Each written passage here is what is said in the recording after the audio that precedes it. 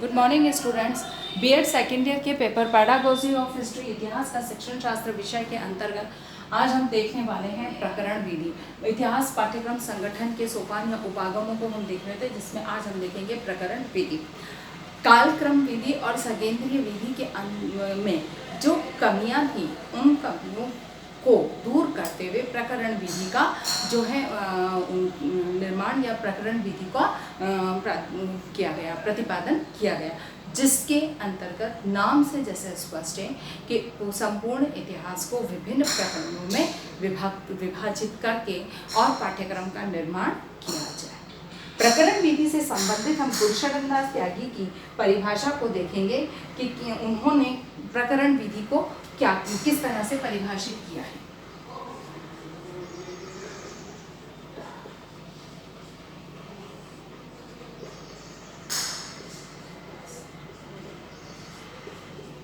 गुरुशरण दास त्यागी के अनुसार प्रकरण विधि कालक्रम विधियों के प्रकरण विधि कालक्रम विधि के प्रयोग में लाने का एक मार्ग है। प्रयोग में लाने का एक मार्ग है। प्रयोग में लाने का एक मार्ग है। कालक्रम विधि के अनुसार समस्त इतिहास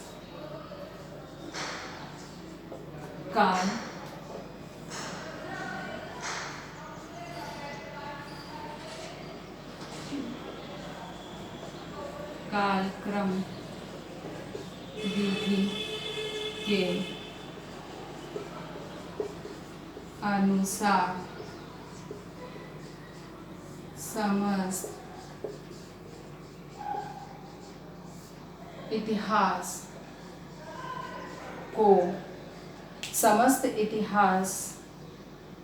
कालक्रम विधि के अनुसार समस्त इतिहास को विभिन्न भागों में विभाजित कर दिया जाता है।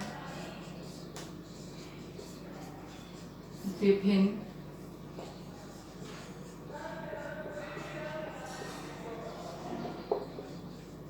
में विभाजित कर दिया जाता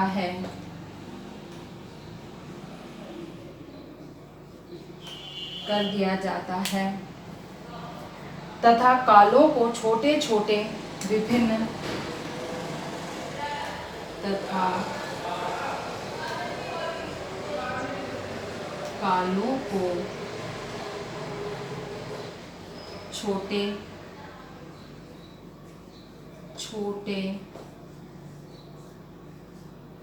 विभिन्न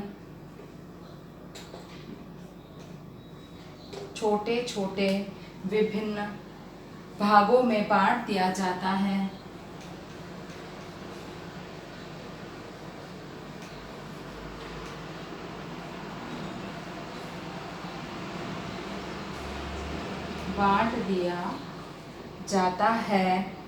और इन विभिन्न भागों को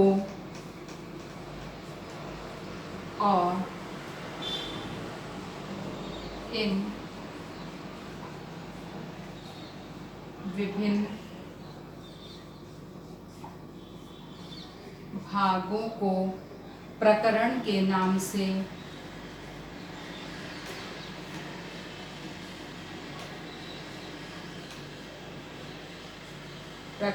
नाम से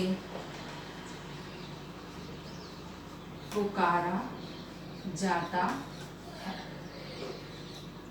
अगर हम कालक्रम विधि से संबंधित गुरुशरण दास त्यागी के विचारों को देखते हैं तो बहुत स्पष्ट है कि प्रकरण विधि कालक्रम विधि के प्रयोग में लाने का एक मार्ग है, यानी कि जो कालक्रम विधि है उसको किस तरह से प्रयोग में लाए, सही ढंग से प्रयोग में लाने की यह एक विधि है। कालक्रम विधि के अनुसार समस्त इतिहास को विभिन्न भागों में विभाजित किया जाता है, यानी कि विभिन्न कालों के अनुसार भागों में विभाजित किया जाता है तथा कालों के छोटे छोटे भिन्न भिन्न भागों में बांट दिया जाता है कालों को। अब क्योंकि यहाँ पर संपूर्ण इतिहास को विभिन्न कालों में विभाजित किया जा सकता, भागों की जगह हम काल कह सकते हैं, विभिन्न कालों में विभाजित किया जाता है तथा कालों को जो अब इन कालों में विभाजित किया गया संपूर्ण इतिहास को, जैसे कि वैदिक काल है, राजपूत काल है, मौर्य काल है, राजपूत काल है आदि, जो सल्तनत काल है, इस तरह से कालों में विभाजित किया गया, इन्हीं कालों को पुनः छोटे छोटे भागों में जो विभाजित कर दिया जाता है उन भागों को ही प्रकरण के नाम से पुकारा जाता है या उन्हें प्रकरण कहा जाता है। अर्थात प्रकरण विधि जो कालक्रम विधि को ही जो विभिन्न भागों छोटे छोटे भागों में और विभाजित किया जाता है वही प्रकरण विधि कहलाती है। प्रकरण विधि के क्या लाभ हैं, क्या गुण हैं, हमें इसे समझना होगा। तो प्रकरण विधि के गुणों की अगर हम चर्चा करते हैं, है ना, तो सबसे पहला गुण है कि विस्तृत विवेचन, विस्तृत, क्योंकि यहाँ पर छोटे छोटे प्रकरणों में इसे विभाजित किया जाता है। छोटे छोटे प्रकरणों में विभाजित होने की वजह से हम उस प्रकरण से संबंधित विस्तृत जानकारियां, विस्तृत सूचनाएं उसके अंतर्गत संकलित कर सकते हैं, इसीलिए यह इसमें विस्तृत विवेचन होता है। दूसरा है तथ्यों को ग्रहण करने में सरलता, तथ्यों को ग्रहण करने में सरलता।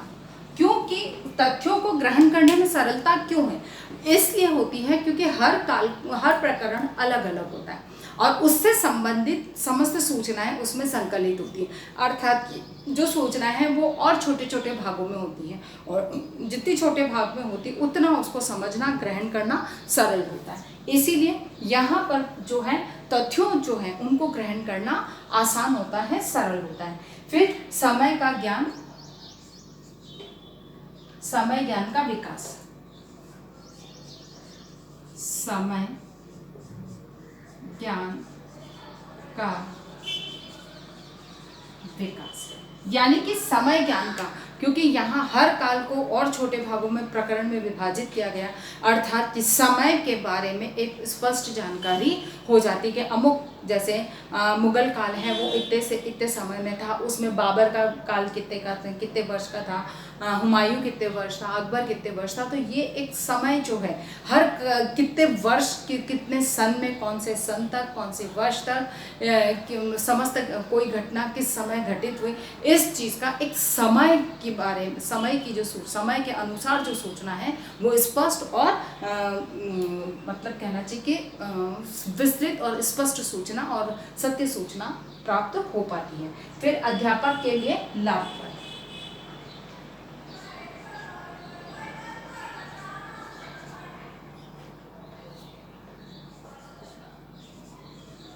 अध्यापक के लिए लाभकारी, ठीक है ना। अध्यापक के लिए ये लाभकारी है क्योंकि इसमें हर प्रकरण छोटे छोटे भाग में विभक्त होता है, जिससे शिक्षक को उस प्रकरण को समझाना आसान होता है, उससे संबंधित सामग्री को जुटाना आसान होता है, चाहे शैक्षिक सामग्री हो, चाहे शैक्षिक सामग्रियाँ हो, टीचिंग एड हो, जो भी है उसको संकलित करना या उनको जुटाना उसके लिए आसान होता है। और बालकों को प्रत्यक्ष अनुभव की दृष्टिकोण से अगर बात कही जाए तो वो स्थिति भी उत्पन्न करने में उसके लिए आसान हो पाता है, इसीलिए शिक्षक के लिए लाभकारी। लेकिन जहाँ पर लाभ की बात कही जाती, गुण की बात कही जाती, वहीं पर इसमें दोष भी पाए जाते हैं।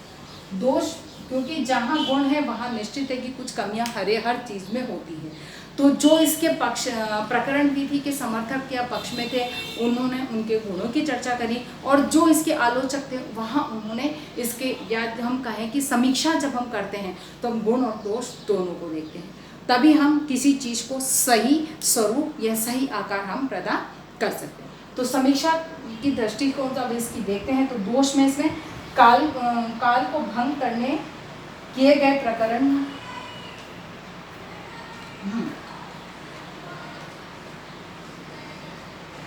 काल को भंग करने में सूचनाएं छूट सकती हैं। यानी कि काल को भंग करता है, जैसे एक काल से दूसरे काल में जब प्रवेश कर रहा है या एक शासक से दूसरे शासक में जब प्रवेश कर रहा है, तो उसके बीच में जो काल होता है, जो समय होता है, या उस बीच में जो घटनाएं घटित होती हैं वह छूट जाने की संभावनाएं रहती हैं। जैसे कि मुगल काल से ब्रिटिश साम्राज्य की स्थापना हुई, तो उस मुगल काल से ब्रिटिश साम्राज्य के हाथ जब सत्ता हस्तांतरित हुई, तो उस बीच के काल में जितनी भी विशेष जानकारियां थी उसके बारे में विशेष नहीं कहा जाता है। अधिकांश रूप से मुगल काल को औरंगजेब तक ही समाप्त समझ लिया जाता है और उसके बाद सीधा ब्रिटिश काल पे आता है।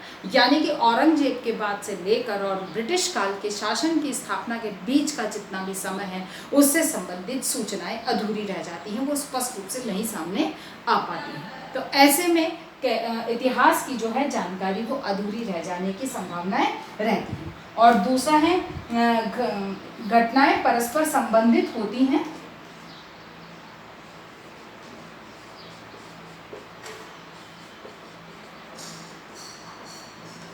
परस्पर संबंधित होती हैं, ठीक है ना, उन पर ध्यान नहीं दिया जाता, ध्यान नहीं दिया जाता। यानी कि यहाँ ये समझने वाली बात है कि जब घटनाएं आपस में संबंधित होती हैं, एक घटना अपने आप में स्वतंत्र नहीं होती, उसके पीछे दूसरी अन्य घटनाओं का किसी ने प्रत्यक्ष अप्रत्यक्ष रूप से कोई ना कोई संबंध अवश्य होता है। लेकिन जब हम किसी एक घटना की चर्चा करते हैं तो बस उसी के बारे में, जैसे हम हल्दी घाटी युद्ध की चर्चा करते हैं तो उस हल्दी घाटी युद्ध के पीछे जितना भी इतिहास है वो बहुत हाईलाइट नहीं होता है। जब कुछ कारण समझाए जाते हैं तो एक कहना चाहिए कि सीमित मात्रा में वो कारण सामने आते हैं। मूल रूप से जो हाईलाइट होकर आता है वो केवल हल्दी घाटी युद्ध ही हाईलाइट होकर आता है। तो ऐसे में ये कहा जाए कि जो प्रकरण विधि है वह बहुत सारी घटनाओं को छोड़ देने की इसमें संभावनाएं बनी रहती है, इसलिए यह प्रभावी शिक्षण विधि नहीं है। आशा करती हूँ कि मेरी आज की बात आपको समझ में आई होगी। इसी के आधार पर आपको आज एक प्रश्न करना है कि प्रकरण विधि इतिहास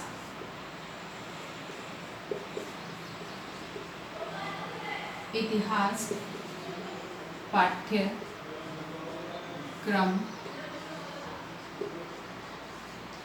संगठन में प्रकरण